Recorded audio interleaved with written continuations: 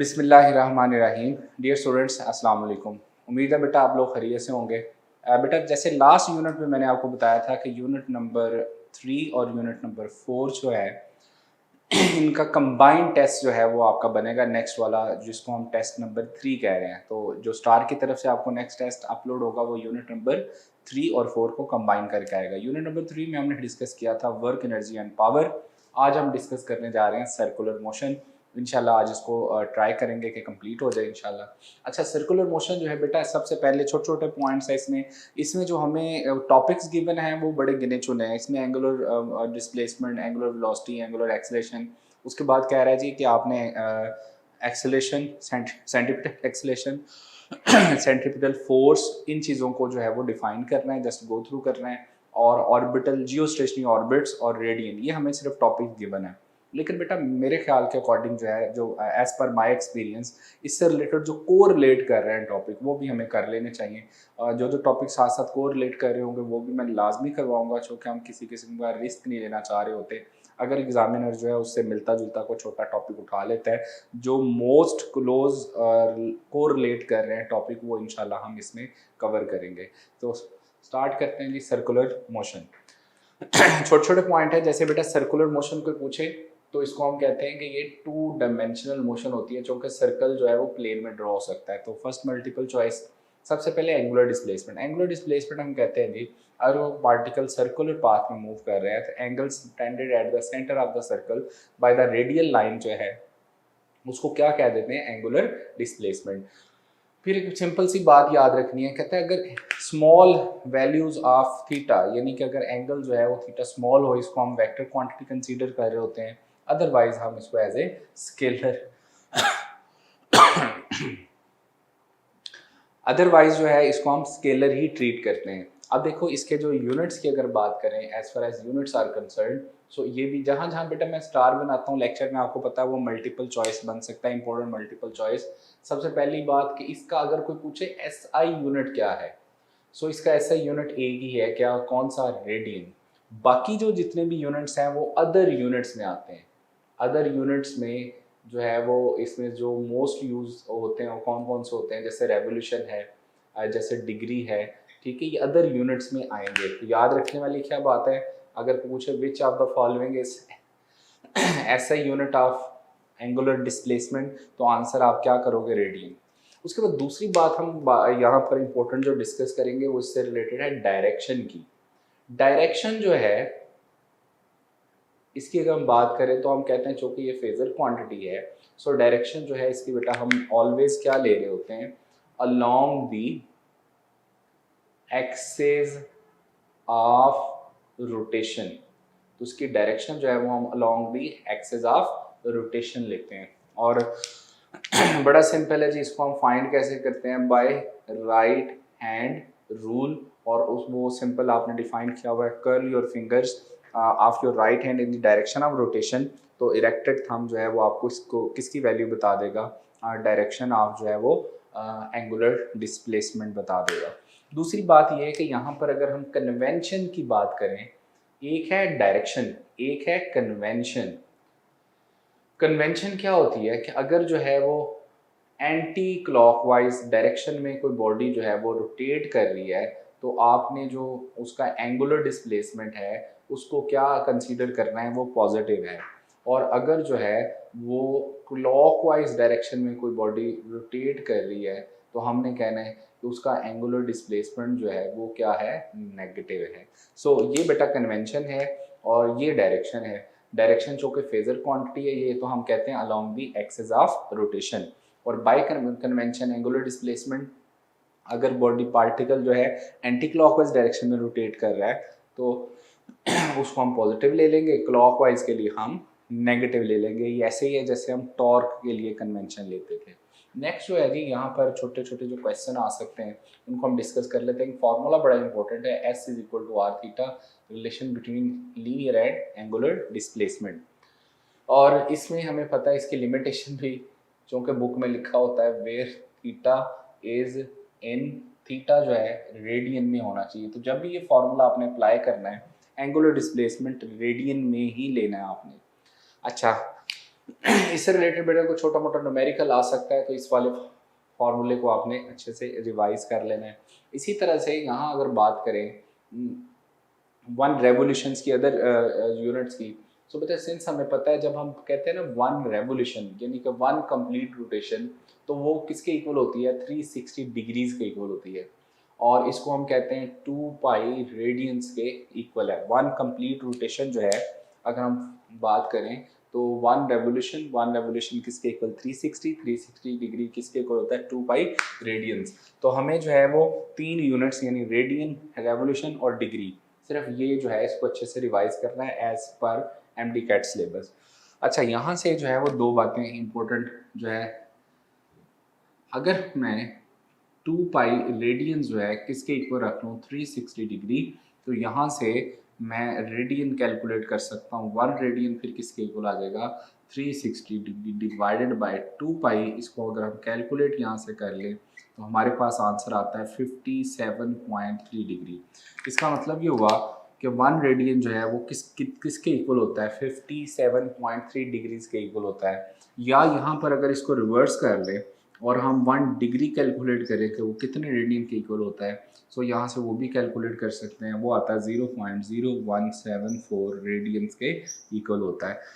ये छोटे छोटे मल्टीपल चॉइस है, ये आपको पता होने चाहिए। इसी तरह से मैं इसको जो है रेवोल्यूशंस और रेडियंस की बात करें तो 2 पाई रेडियंस जो कि हम कह रहे हैं कि वो 1 रेवोल्यूशंस के इक्वल होते हैं, ये पास्ट पेपर में एक दफ़ा मल्टीपल चॉइस आ भी चुका है। यहाँ से देखें तो 1 रेडियन जो है वो किसके इक्वल होगा, that is equal to 1/2 pi revolutions के इक्वल होगा। ठीक है जी। सो ये इस तरह का जो क्वेश्चंस हैं वो जस्ट मल्टीपल चॉइस जो है वो आप लोगों ने रिवाइज करने हैं एंगुलर डिस्प्लेसमेंट से रिलेटेड। और अभी छोटे छोटे कॉन्सेप्ट्स जो हैं वो बड़े इंपॉर्टेंट है सर्कुलर मोशन से रिलेटेड।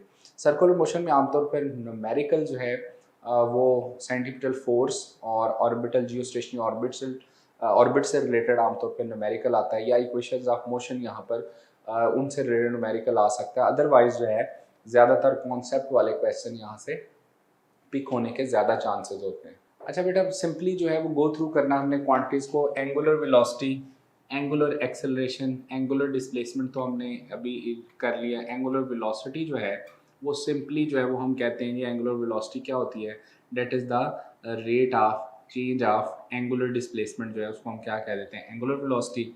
और एंगुलर एक्सेलरेशन जो है उसको हम कह देते हैं, एंगुलर एक्सेलरेशन जो है वो आपके पास हम कहते हैं जी alpha is equal to rate of change of angular velocity, ये rate of change of angular displacement.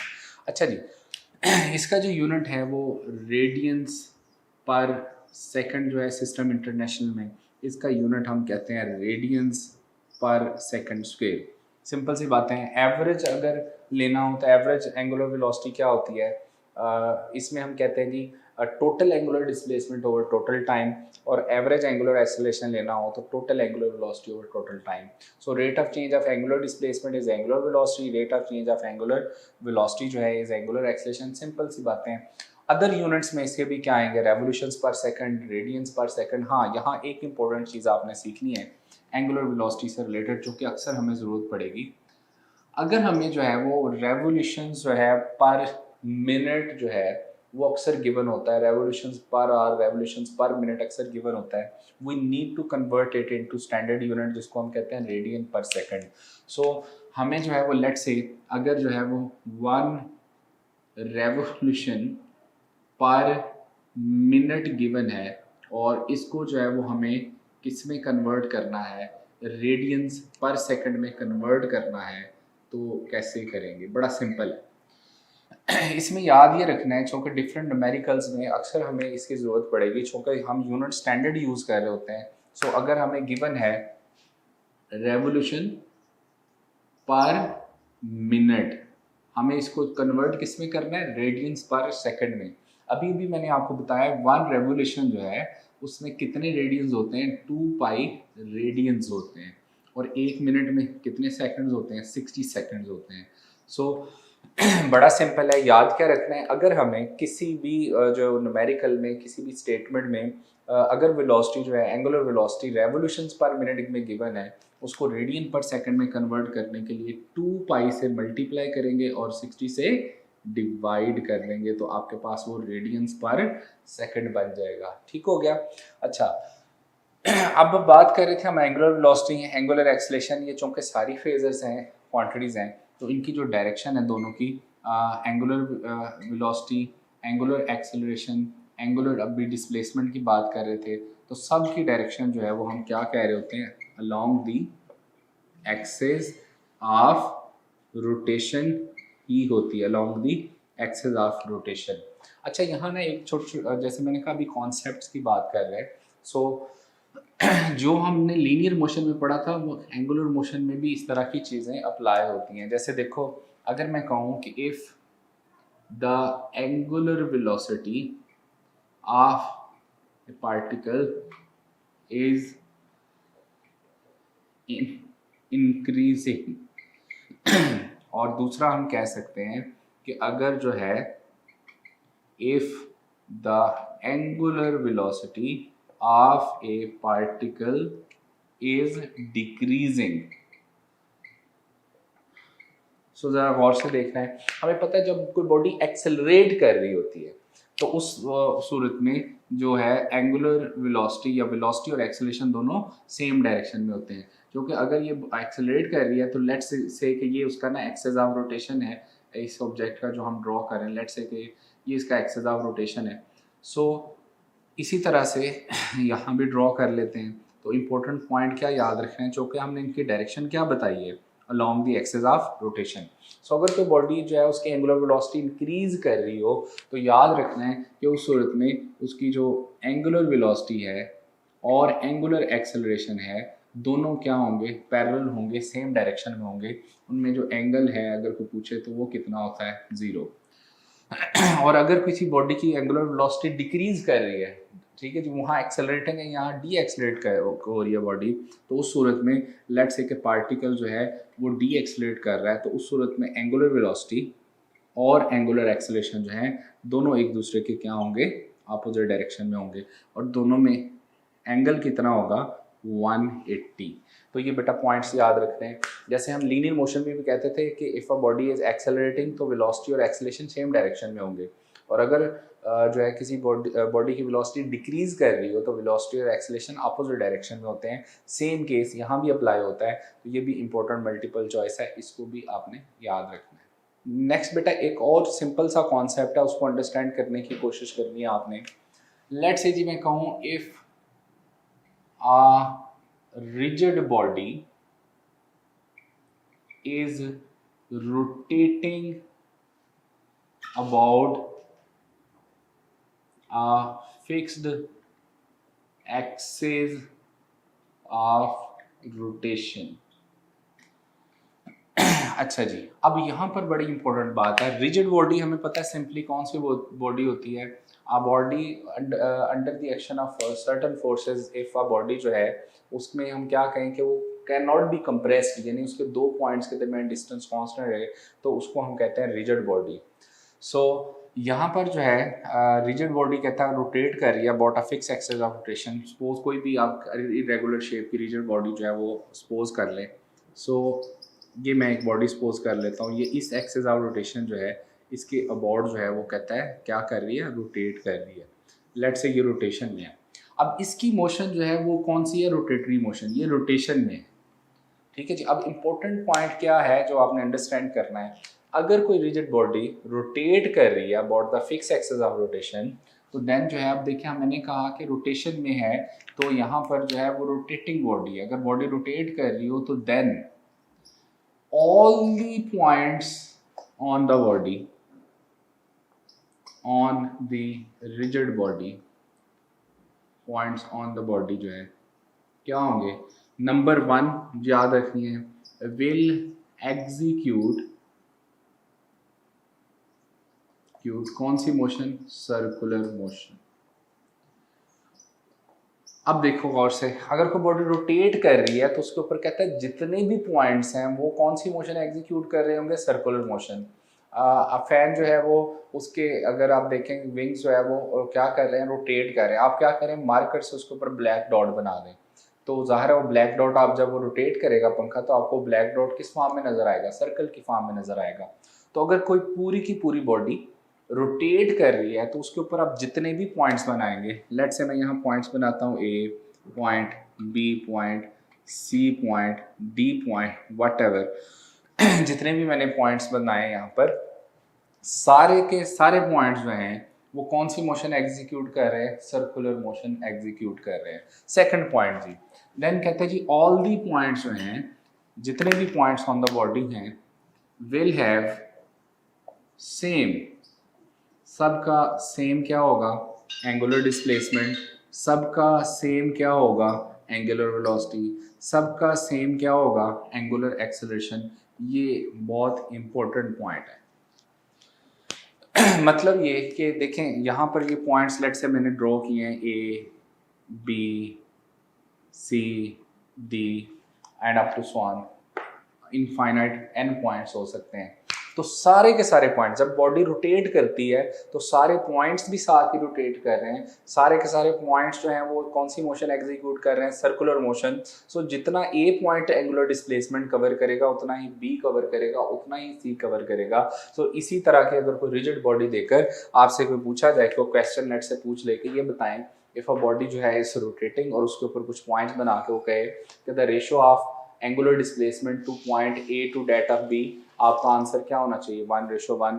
अगर कोई कहे जी the angular velocity of point A to that of B, आपका आंसर क्या होना चाहिए, 1:1।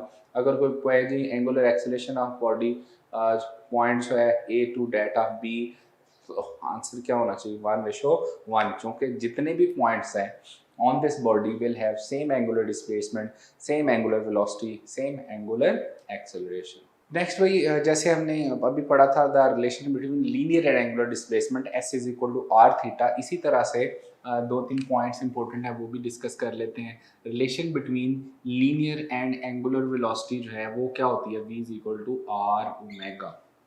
ठीक है जी, relation between linear and angular जो है वेलोसिटी की बात कर लेते हैं या एक्सेलरेशन की बात कर लेते हैं, v is equal to R omega.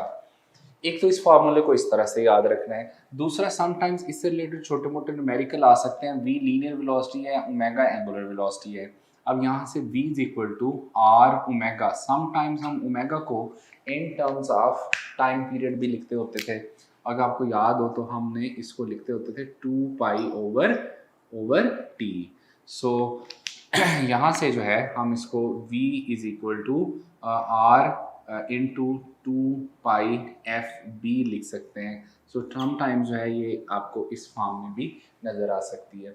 So v is equal to R omega जो है ये अक्सर फार्मूला ज़ाहिर है, it is the relation between linear and angular velocity. इस फार्मूले में आपको लीनियर वेलोसिटी गिवन हो, रेडियस गिवन हो और एंगुलर वेलोसिटी गिवन हो, इन तीनों में से कोई दो क्वांटिटीज दे के तीसरी पूछ सकता है। समटाइम्स ऐसा होता है कि आपको टाइम पीरियड और रेडियस गिवन हो तो आपका एज लीनियर वेलोसिटी फाइंड करना है, ये फार्मूला। समटाइम्स फ्रीक्वेंसी और रेडियस और लीनियर वेलोसिटी का रिलेशन। सो बेटा ये तीनों आपने अच्छे से जो है वो इसको प्रैक्टिस कर लेना है। नेक्स्ट एक बहुत इंपॉर्टेंट फॉर्म है, पॉइंट है वेक्टर फॉर्म में। इसको जब भी हमें लिखना है वेक्टर फॉर्म में, तो वेक्टर फॉर्म में हम इसको लिखेंगे v is equal to omega cross R cross omega नहीं लिख सकते। आपको पता है जो वेक्टर प्रोडक्ट है उसमें डायरेक्शन बड़ी इंपॉर्टेंट है। आप पढ़ते होते थे चैप्टर नंबर 2 में a cross b is not equal to b cross a, तो इसको हम ओमेगा क्रॉस a r लिखेंगे, r क्रॉस ओमेगा नहीं लिख सकते। तो अगर पेपर में पूछे जी इसकी वेक्टर फॉर्म क्या होती है तो आपने कहना ये वेक्टर फॉर्म होती है। सो इसको आपने याद रखना है। Similarly relation between linear and angular acceleration, इसको हम कहते हैं टेंजेंशियल वेलोसिटी। इसको हम कह रहे होते हैं टेंजेंशियल एक्सेलरेशन। टेंजेंशियल एक्सेलरेशन जो है वो किसके इक्वल होता है, is equal to R alpha. और ज़ाहिर है अल्फा जो है वो हम कहते हैं rate of change of angular velocity होता है। तो इसको जो है हम इस तरह से रीअरेंज भी कर सकते हैं। समटाइम्स ए टी यानी टेंजेंशियल एक्सेलरेशन फाइंड करना हो, ए तो ओमेगा जो है ओवर टी समटाइम्स इस फॉर्म में भी आ सकता है। तो ये आपके पास कौन सा एक्सेलरेशन होगा, टेंजेंशियल एक्सेलरेशन होगा, A is equal to R alpha. अच्छा यहाँ पर ना एक इम्पोर्टेंट बात है, जब हम टेंजेंशियल बात कर रहे हैं, tangential velocity, tangential acceleration, the velocity of the body particle जो कि मूव कर रहा हो ना सर्कुलर पाथ, तो the velocity of the particle tangent to the जो सर्कल होती है उसको कह रहे होते हैं टेंजेंशियल वेलोसिटी। और उसी टेंजेंशियल वेलोसिटी की वजह से क्या प्रोड्यूस होता है, टेंजेंशियल एक्सेलरेशन। अब यहाँ मैं बड़ा इंपॉर्टेंट पॉइंट आपको बताने जा रहा हूँ। इफ अ पार्टिकल आर, हम कहें बॉडी जो है is moving on a circular path with uniform speed। Word मैंने लिखा है यूनिफॉर्म स्पीड, तो यहाँ की वर्ड है यूनिफॉर्म स्पीड।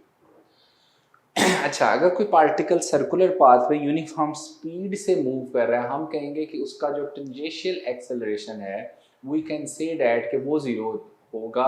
बट याद रखना है कि उसका जो सेंट्रीपिटल एक्सेलरेशन है that can never be zero until वो सर्कुलर पाथ पे कोई मूव कर रहा है।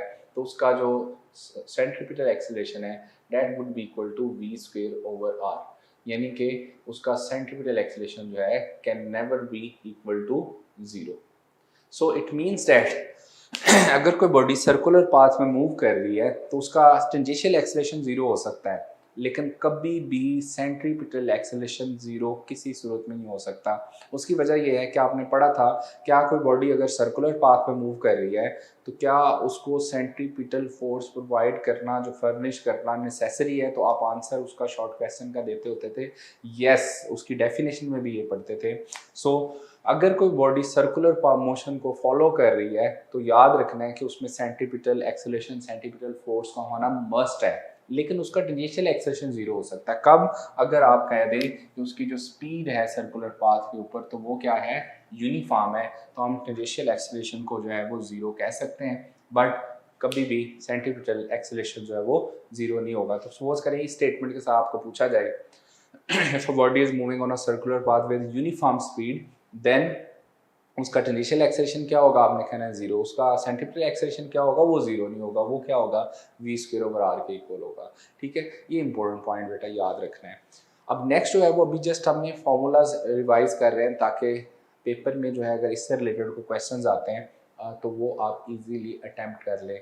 मेरा मकसद ये होता है कि आपके साथ कॉन्सेप्ट्स भी क्लियर होते जाए और साथ साथ जो है आपके कम से कम बेसिक इन्फॉर्मेशन आपके पास अच्छी आ जाए ताकि आप उनको प्रैक्टिस में लेके आ सकें। जब आप प्रैक्टिस बुक से क्वेश्चन करते हैं, टेस्ट में क्वेश्चन करते हैं, कम से कम आपके पास नॉलेज हो, आप उनको अटेम्प्ट करने के काबिल हो जाए। अच्छा जी, सिमिलरली हमें जो है वो चूँकि angular displacement, angular velocity, angular acceleration जो है उसको डिफाइन किया है। ये जो टॉपिक है मैंने कहा जो को रिलेट कर रहे हैं, सो इसमें इक्वेशंस ऑफ मोशन से रिलेटेड भी जो है वो हमें पता होना चाहिए। उनमें से कोई भी इक्वेशन हमें यूज़ करना पड़ सकती है एंगुलर डिस्प्लेसमेंट फाइंड करने के लिए, एंगुलर वेलोसिटी फाइंड करने के लिए, एंगुलर एक्सेलरेशन फाइंड करने के लिए। सो इसमें जो इक्वेशंस हैं वो भी हमें एक नज़र गो थ्रू कर लेनी चाहिए और कुछ फॉर्मूले भी हैं इंपॉर्टेंट, वो भी मैं गो थ्रू करवा देता हूँ। देखिए भाई, सबसे पहली बात ये है कि हम जब एंगुलर मोशन से उसमें जो लीनियर से एंगुलर मोशन में आते हैं तो जो क्वांटिटीज़ हैं वो चेंज हो जाती हैं। जैसे जो थीटा है, जो लीनियर डिस्प्लेसमेंट है उसको हम एंगुलर डिस्प्लेसमेंट से जो है वो रिप्लेस कर देते हैं। लीनियर वेलोसिटी को हम एंगुलर वेलोसिटी से रिप्लेस कर देते हैं। लीनियर एक्सेलरेशन को हम एंगुलर एक्सेलरेशन से रिप्लेस कर देते हैं। फोर्स को हम टॉर्क से रिप्लेस कर देते हैं। ठीक है जी, लीनियर मोमेंटम को हम एंगुलर मोमेंटम से जो है वो इसी तरह जो है वो इसे रिप्लेस कर देते हैं। मैस जो है इसको हम मोमेंट ऑफ इनर्शिया यानी आई से रिप्लेस कर देते हैं। सो ये क्वांटिटी सारी रिप्लेस हो जाती हैं। हमें यहाँ पर जो है बेसिक चीज़ें क्या पता होना चाहिए, जैसे इक्वेशंस ऑफ मोशन है उनकी हमें बात कर लेनी चाहिए। जैसे पहली इक्वेशन होती थी V F is equal to V I plus A T, तो इसको लिखेंगे omega F is equal to omega I plus alpha T. ये इक्वेशन आपको पता होनी चाहिए। सेकंड इक्वेशन लिखते थे S is equal to V I T plus half A T square, तो इसको हम हाफ अल्फा टी स्क्वेयर लिखेंगे। इनकी भी लिमिटेशन वही है जो हमने लीनियर मोशन में पढ़ा था कि वहाँ हम कहते थे एक्सेलरेशन कांस्टेंट होना चाहिए, यहाँ हम कहेंगे एंगुलर एक्सेलरेशन कांस्टेंट होना चाहिए। तो उसको हम लिखते होते थे टू ए एस इसको हम कहेंगे 2 alpha theta is equal to omega F squared minus omega I squared. So ये जो इक्वेशंस हैं इनकी जो लिमिटेशन है वो भी हमें पता होनी चाहिए। लिमिटेशन इन इक्वेशंस के क्या है कि एंगुलर एक्सेलरेशन जो है वो कांस्टेंट होना चाहिए। वहाँ हम कहते थे लीनियर एक्सेलरेशन कांस्टेंट होना चाहिए।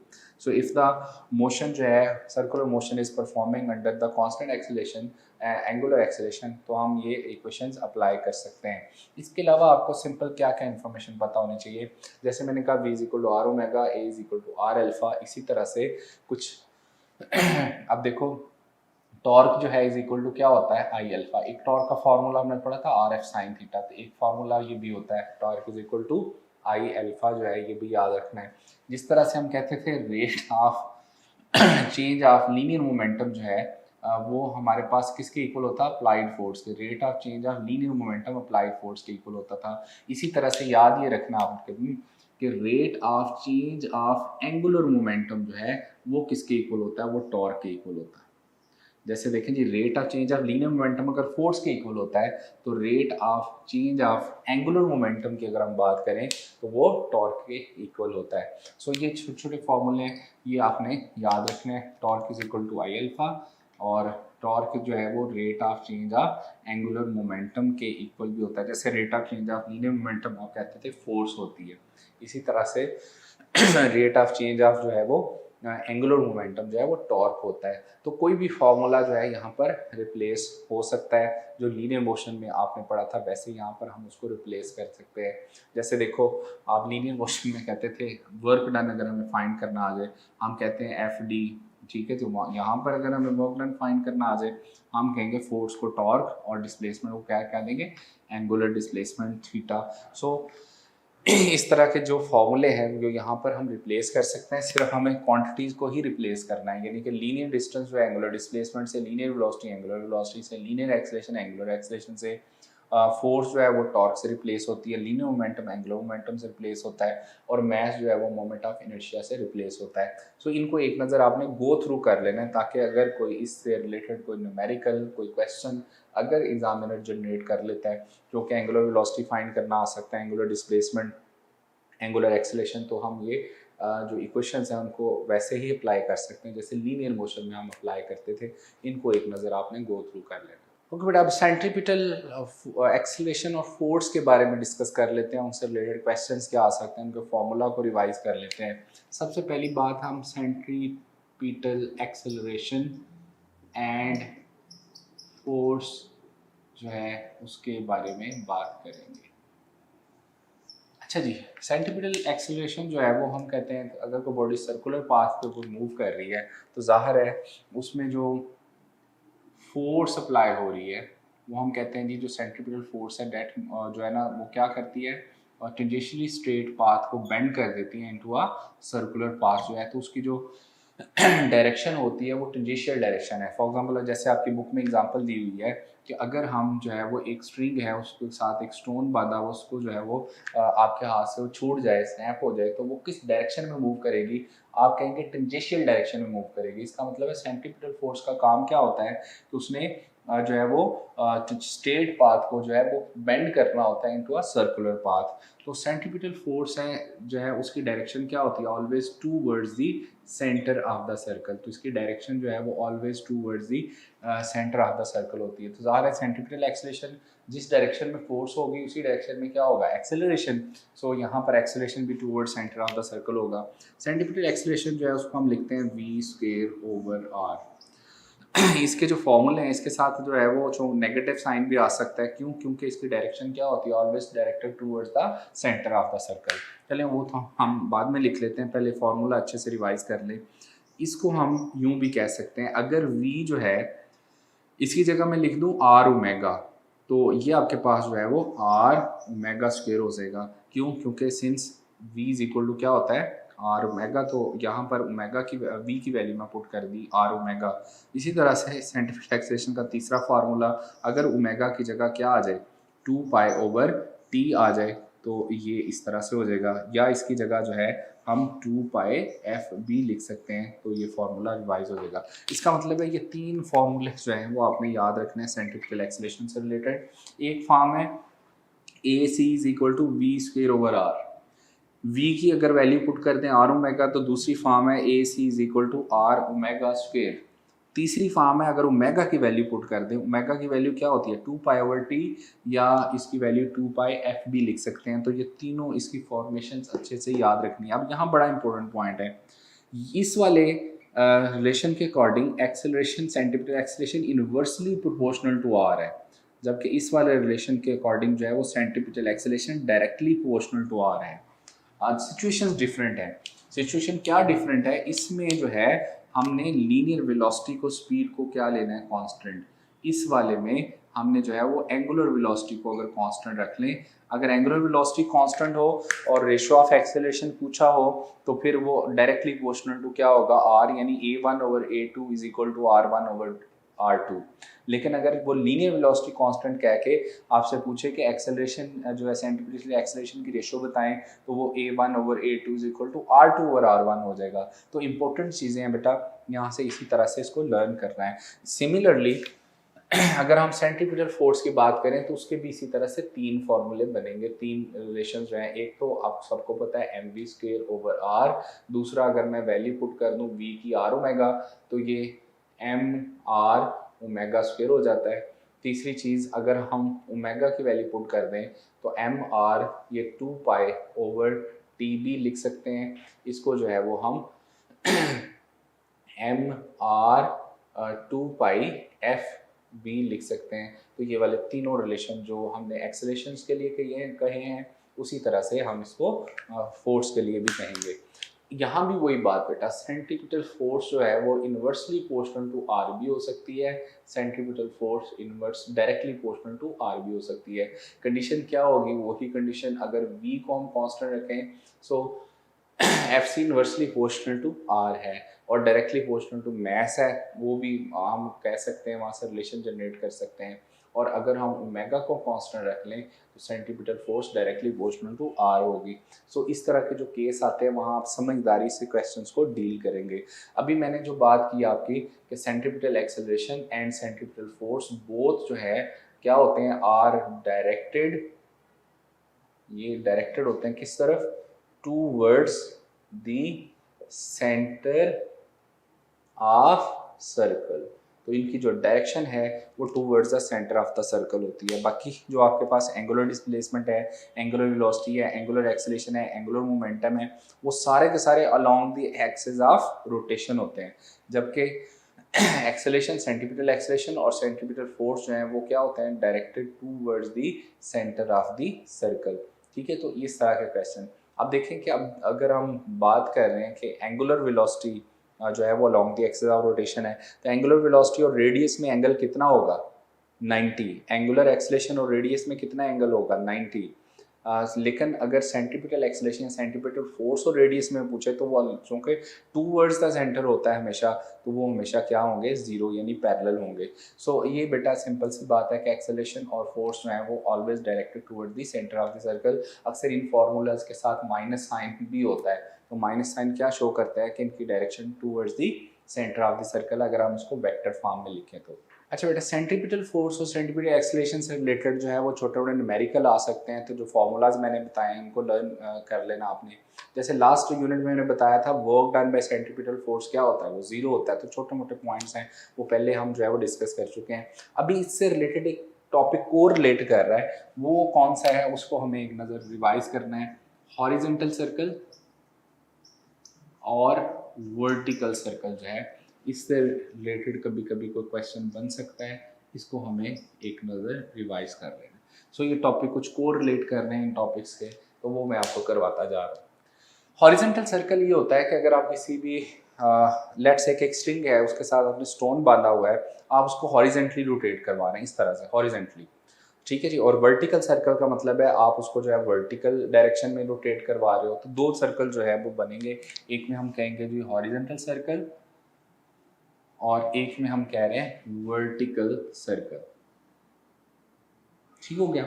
अच्छा, यहाँ याद ये रखना है कि हॉरिजेंटल सर्कल और वर्टिकल सर्कल में आमतौर पर एमडी कैट में जो है वो क्वेश्चन जो आते हैं वो कहते हैं जी टेंशन इन द स्ट्रिंग बताइए क्या होगी।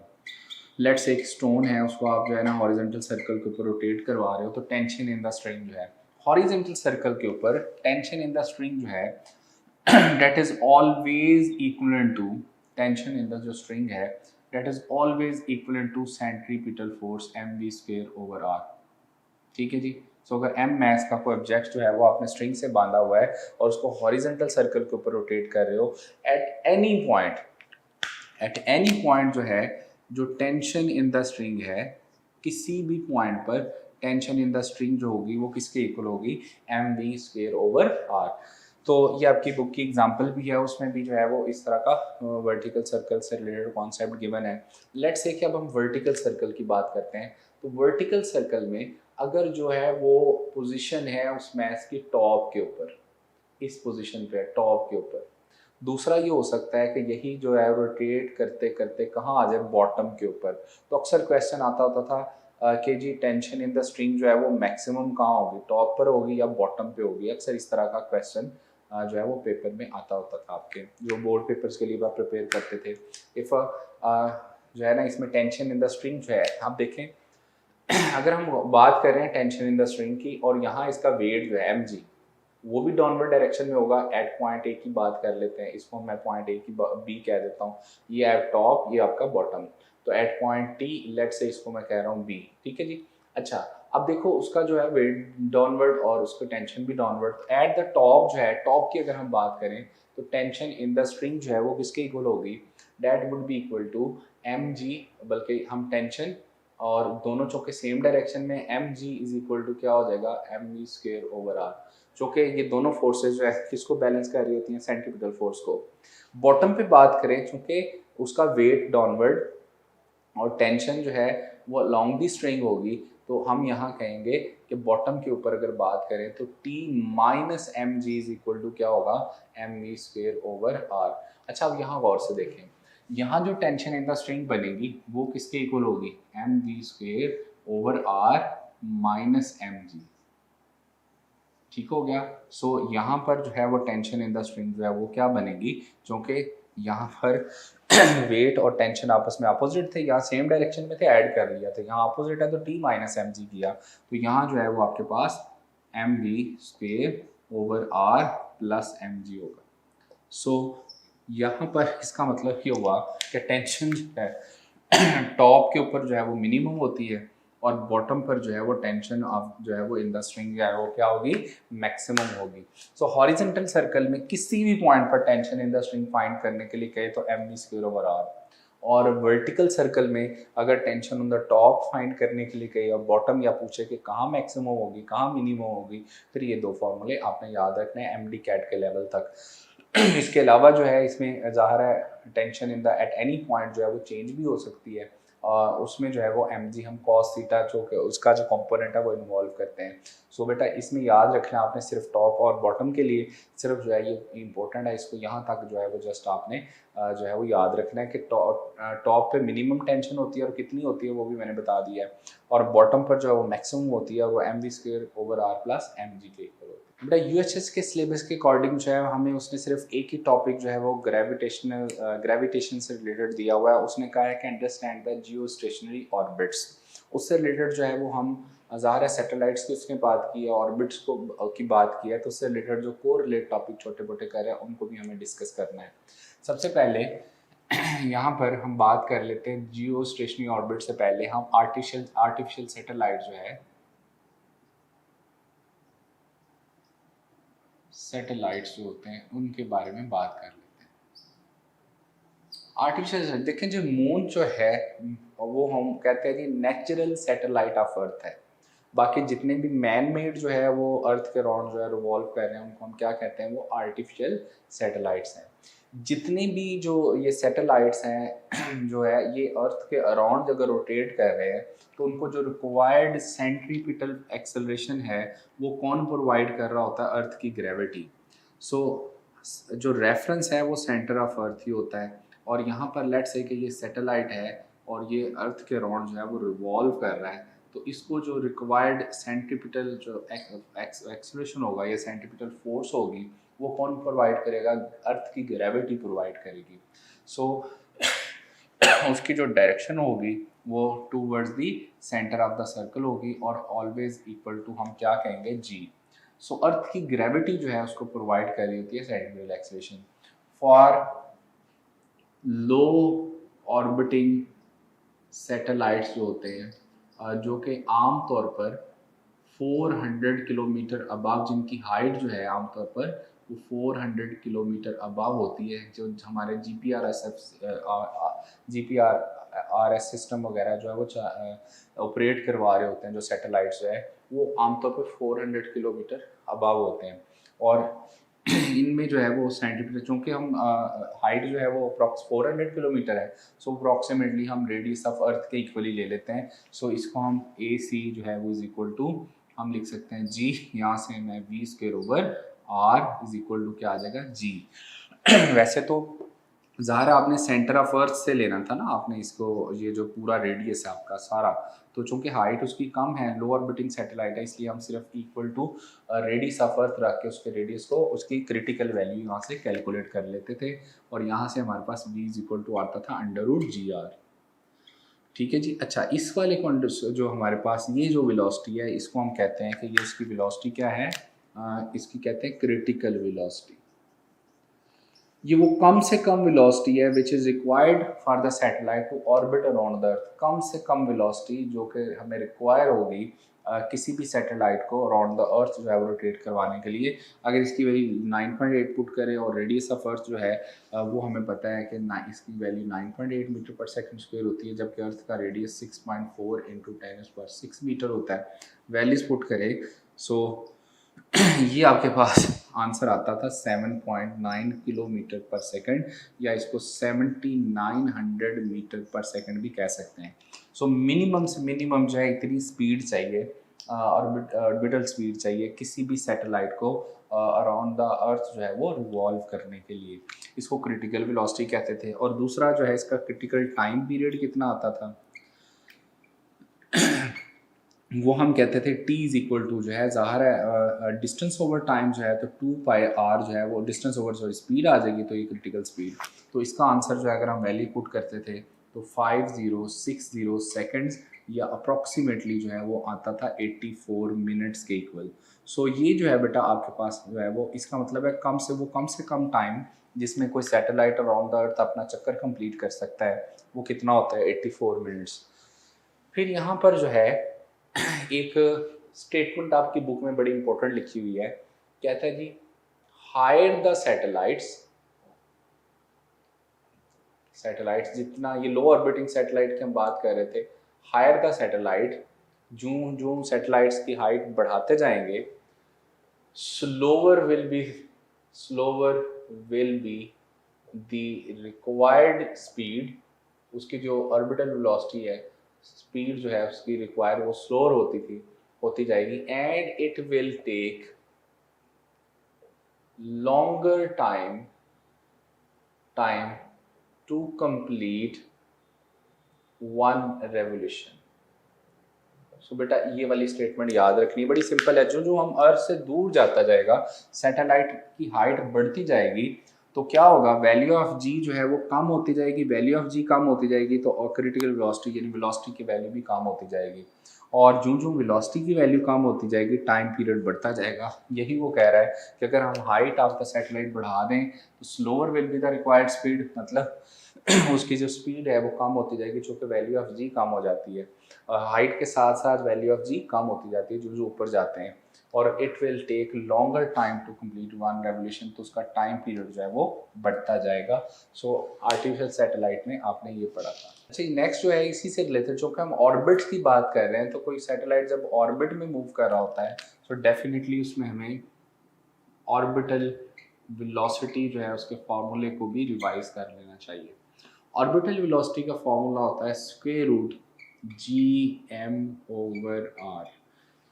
यहाँ इम्पोर्टेंट बात यह है कि जो अभी मैंने चूँकि फार्मूला लो ऑर्बिटिंग सैटेलाइट्स के लिए कहा था, तो मैंने ना उसकी हाइट को इग्नोर कर दिया और उसको equal to radius of earth रखा लास्ट जो टॉपिक है। लेकिन जो याद रखना है कि इसमें जो सैटेलाइट है वो जितनी हाइट पे रोटेट कर रहा होता है वो हाइट भी ऐड करनी पड़ती है आपको, किसमें, रेडियस ऑफ अर्थ में।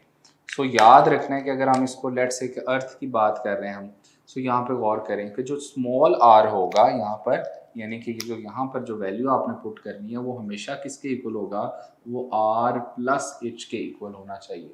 सो ऑर्बिटल वेलोसिटी जो है वो square root G M over R के इक्वल होती है। यहाँ इंपॉर्टेंट बात ये है कि ऑर्बिटल वेलोसिटी से रिलेटेड, कि ऑर्बिटल वेलोसिटी जो है is independent of mass of the satellite. ये मास ऑफ द सैटेलाइट पे डिपेंड नहीं करती, independent of the mass of the satellite होती है। ये जो कैपिटल एम है ये मास ऑफ द प्लैनेट है, ठीक हो गया।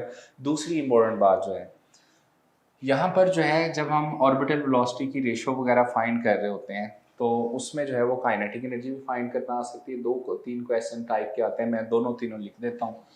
फॉर एग्जांपल आपसे क्वेश्चन पूछा जा सकता है कि ये बताएं, इफ 2 satellites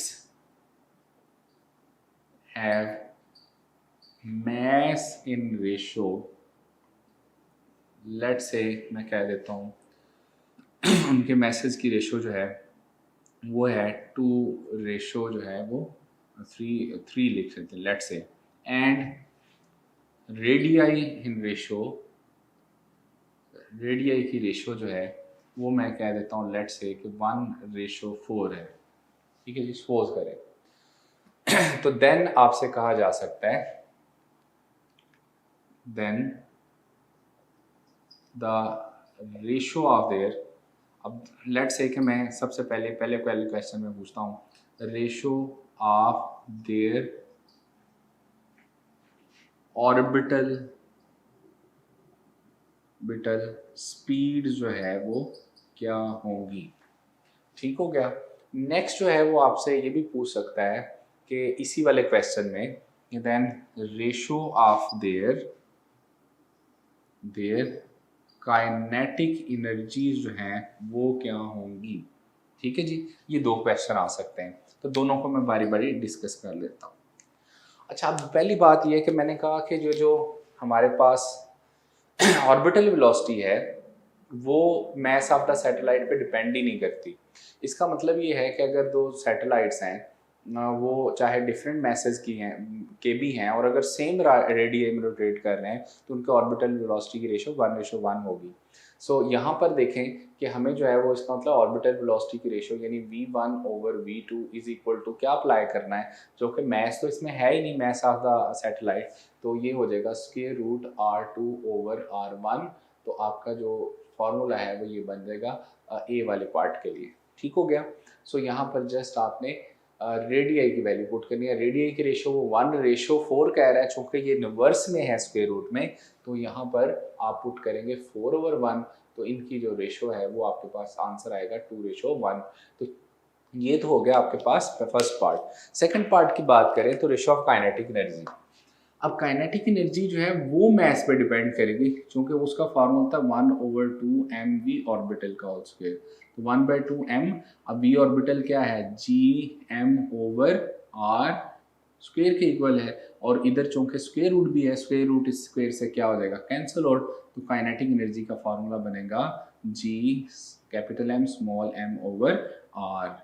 सो यहाँ पर अगर हम काइनेटिक एनर्जी की रेशो लेते हैं, kinetic energy ratio 1 over kinetic energy of the satellite 2 will be equal to, अब मैस पे डिपेंड करेगी, m1/m2 मल्टीप्लाई बाय r2/r1, चूँकि स्क्वायर की वजह से स्क्वायर रूट कैंसिल आउट हो जाएगा। अब आप वैल्यूज पुट कर सकते हैं, m1 कितना है 2, m2 कितना है 3, R2 जो है वो कितना है 4/1। सो आपके पास ये 8:3 आंसर आ जाएगा, ठीक हो गया जी। फिर से देख लें, ऑर्बिटल वेलोसिटी का फॉर्मूला जो है वो सिंपल आपको पता है क्या होना चाहिए, जितना रेडियस बढ़ता जाएगा ऑर्बिटल वेलोसिटी कम होती जाएगी। दूसरी मैंने बात कही है orbital velocity is independent of the mass of satellite होती है। तीसरा इंपॉर्टेंट पॉइंट मैंने बताया कि जो r है, स्मॉल r की वैल्यू हमेशा आपने r यानी radius of earth plus height, इन दोनों को ऐड करने से लेनी है। और ये 2 टाइप के आमतौर पे इंपॉर्टेंट न्यूमेरिकल है, जिसमें रेशो ऑफ आमतौर पर ऑर्बिटल वेलोसिटीज या रेशो ऑफ काइनेटिक एनर्जी पूछा जाता है, वो मैंने आपको एक्सप्लेन कर दिया। बेटा लास्ट टॉपिक जो है जियो स्टेशनरी ऑर्बिट्स, जो कि हमारे सिलेबस का भी पार्ट है, उसमें असल में वो पार्ट है जियो स्टेशनरी सैटेलाइट का। जियोस्टेशनरी सैटेलाइट क्या होता है? Whose motion is synchronized with the rotation of earth. Synchronize का मतलब है कि बिल्कुल same as that of earth उसकी मोशन होनी चाहिए। अगर orbital velocity of the satellite और अगर orbital velocity of the earth दोनों मैच कर जाते हैं तो फिर दोनों साथ साथ मूव करेंगे तो अर्थ के रिस्पेक्ट से जो वो सैटेलाइट है वो क्या हो जाएगा? स्टेशनरी हो जाएगा। अब हम देखते ये हैं कि सबसे पहले इससे रिलेटेड इंपॉर्टेंट मल्टीपल चॉइस याद रखना है। अगर वो टाइम पीरियड जियोस्टेशनरी सैटेलाइट का पूछे तो वो 24 आवर्स होना चाहिए एज दैट ऑफ द जो है वो अर्थ। अब देखिए कि यहाँ पर जो है अगर हम ऑर्बिटल वेलोसिटी जो है ऑफ सैटेलाइट मैच कर देते हैं किसके साथ? ऑर्बिटल वेलोसिटी ऑफ द अर्थ के साथ, तो फिर जो है वहाँ से हमारे पास जियो स्टेशनरी ऑर्बिट आ जाएगा। अब देखिए कि इसको जो है वो हम कह सकते हैं कि जी एम ओवर आर और इसको जो है वो 2 पाई आर ओवर जो है वो टी स्क्वायर लेंगे, दोनों तरफ इसको सॉल्व करेंगे, यहाँ से आपके पास जियो स्टेशनरी ऑर्बिट जो है उसकी वैल्यू आ जाएगी और वो आएगी R cube is equal to G M T square divided by 4 pi square. इस फॉर्मूले से हमें पता चला कि जो आर क्यूब है वो डायरेक्टली प्रोपोर्शनल टू क्या है? Square of the time period जो है। ठीक है जी। सो यहीं से इसको फिर आपने आर की वैल्यू कैलकुलेट कर ली थी G M T square over 4 pi square और उसका क्यूब रूट ले लिया था, दैट इज 1/3। देखें जी जो है gravitational constant 6.67 10⁻11 M mass of earth है 6 × 10⁻24 किलोग्राम। पाई की वैल्यू सबको पता है T24 आवर्स लेना है इसको टाइम सेकंड्स में पुट करके। जब यहाँ से जियो स्टेशन ऑर्बिट कैलकुलेट किया गया तो आंसर आया 4.23 10⁻7 मीटर। बुक ने इसको किलोमीटर में लिखा हुआ तो मैं इसको 4.23 10⁻4 अगर लिखूँ तो 10⁻3 जो है उसको किलो में कन्वर्ट कर लो तो 10⁻3 जो है वो 4 जो है वो किलोमीटर आ जाएगा। ठीक है जी। तो 4.23 10⁻7 मीटर आंसर आता है, बुक ने डायरेक्ट किलोमीटर में लिख दिया हुआ है। अच्छा, ये है इसका जियो स्टेशनरी ऑर्बिट। इसका मतलब ये हुआ कि अगर इतने रेडियस पर, इतने ऑर्बिटल जो है वो रेडियस पर अगर हम किसी सैटेलाइट को प्लेस करेंगे तो ऑटोमेटिकली उसकी मोशन जो है वो अर्थ के साथ क्या हो जाएगी? सिंक्रोनाइज हो जाएगी। और देखें बेटा स्ैटेलाइट्स होते हैं वो डिफरेंट पर्पजेज़ के लिए यूज़ होते हैं। कम्युनिकेशन के लिए हम उनको यूज़ करते हैं, मिलिट्री पर्पजेज़ के लिए यूज़ करते हैं, वेदर स्टेशन जो है उनको ऑपरेट करने के लिए हम सैटेलाइट्स को यूज़ करते हैं। तो different purposes of Jio stationery satellites हैं। अच्छा, इसमें एक इम्पोर्टेंट बात, जो जियो स्टेशनरी आमतौर पर जो इक्वेटर से जो है जिनको लॉन्च करते हैं तो height of Jio stationery satellite जो है, जियो स्टेशनरी सैटेलाइट जो है, सैटेलाइट फ्रॉम इक्वेटर जो है, फ्रॉम इक्वेटर से अगर उसकी हाइट लें तो वो कितनी आती है? वो 36,000 किलोमीटर आमतौर पर उसकी हाइट रखी जाती है अगर हम इक्वेटर के ऊपर जो है उसको लॉन्च करते हैं। और लास्ट जो है बेटा जो है आपने क्या करना है, बुक से जस्ट रिवाइज कर लेना है। इंटेलसैट जो है वो क्या होता है? इसको कहते हैं इंटरनेशनल टेलीकम्युनिकेशन सैटेलाइट ऑर्गेनाइजेशन और इसमें 26 कंट्रीज जो हैं वो जो है उन्होंने मिलके एक ऑर्गेनाइजेशन बनाई हुई है जो मिलकर रिसर्च भी करते हैं और ये सैटेलाइट्स वगैरह लॉन्च करते हैं और उनसे मुस्तफ़ीद भी होते हैं। और इसमें गीगाहर्ट्ज़ की फ्रीक्वेंसी जो है वो आमतौर पे ऑपरेट होते हैं। ये जो सैटेलाइट्स हैं वो गीगाहर्ट्ज़ की फ्रीक्वेंसी पे ऑपरेट हो रहे होते हैं। अच्छा फिर तो सिंपल सा एक लास्ट मल्टीपल चॉइस वो सबको पता होगा कि जस्ट 3 जियो स्टेशनरी सैटेलाइट्स जो हैं वो करेक्टली पोजीशन अगर हम कर दें अर्थ के राउंड जो है वो कितने एंगल पे? 120 के एंगल पर, तो जो है वो पूरी अर्थ को जो है वो क्या कर लेते हैं? कवर कर लेते हैं। ये सबको ऑलरेडी पता होगा। ये छोटे मोटे इन्फॉर्मेशन के क्वेश्चंस है, ये आपने साथ साथ लर्न कर लेने हैं। It's all about circular motion. बेटा मैंने जो कोशिश की है आप लोगों को टॉपिक्स को आज के जो लेक्चर में अच्छे से गो थ्रू करवाना और सारे फार्मूलाज को जो है वो ओपन करके मैंने दिखाया। जैसे सेंट्रीपिटल फोर्स जो है उसके फार्मूले जो है वो किस टाइप के हो सकते हैं। अब आपने स्टेटमेंट पढ़नी है, उसके अकॉर्डिंग जो है वो प्रेडिक्ट करना है कि आपने कौन सा फार्मूला कब और कहाँ अप्लाई करना है। लेक्चर अच्छे गौर से सुने, उसको लिखें, लिख के बाद बार बार रिवाइज़ करें। इंशाल्लाह जो है आपका अपकमिंग टेस्ट जो है वो बहुत अच्छा हो जाएगा। Thank you so much. मुझे आज के लिए इजाज़त दें, अपना ख्याल रखिएगा। अल्लाह हाफिज़।